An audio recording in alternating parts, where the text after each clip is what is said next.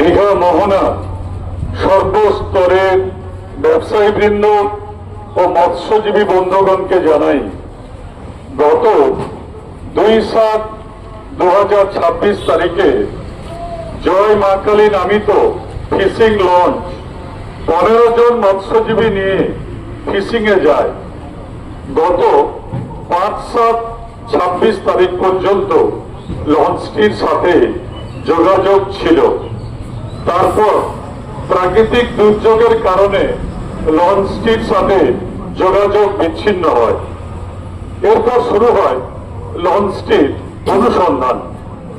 মৎস্যজীবী সংগঠন, কোস্টগার্ড ও প্রশাসনের সম্মিলিত প্রয়াসে গত 12/7/26 তারিখে সুন্দরবনের কাছে রক্তেশ্বরী চরে উল্টে যাওয়া অবস্থায় লঞ্চটির খোঁজ পাওয়া যায়।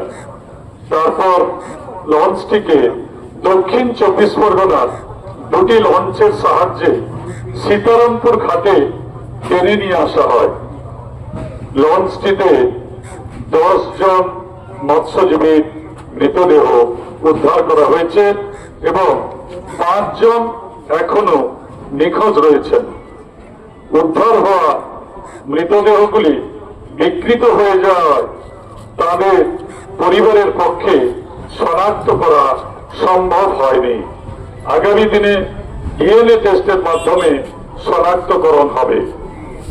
এই মর্মান্তিক দুর্ঘটনায় আমরা সংস্থাগতভাবে মর্মাহত, শোকাহত। মৃত মৎস্যজীবীগণের অমর আত্মার শান্তি কামনায় আমাদের সংস্থা Digha fisherman and fish traders association কর্তৃক আজ শোক জ্ঞাপনের আয়োজন।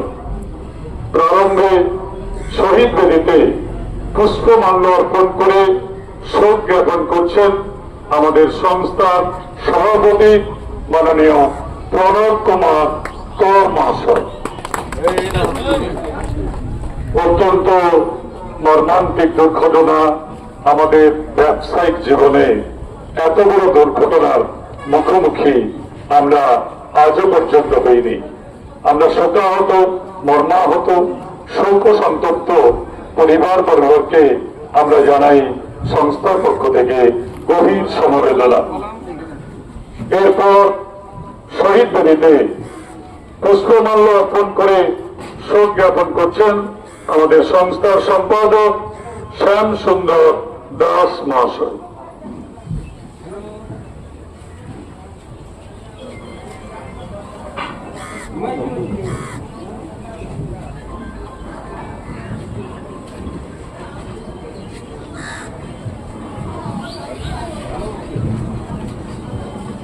এরপর ক্রমান্বয়ে সংস্থার সহসভাপতি নবকুমার পয়রা, সহ সম্পাদক দীনবন্ধু দে, কোষাধ্যক্ষ প্রবীর কুমার গিরি, সংস্থার কর্মকর্তাগণ, উপস্থিত মৎস্যজীবী বন্ধুগণ সকলে পুষ্পার্ঘ্য অর্পণ করে শোক জ্ঞাপন করবেন।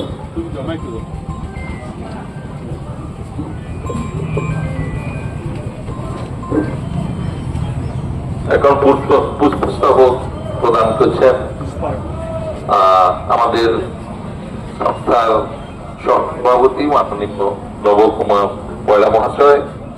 তারপর পুষ্পার্ঘ্য প্রদান করছেন আমাদের সংস্থার সহ সম্পাদক মাননীয় বন্ধু দে মহাশয়।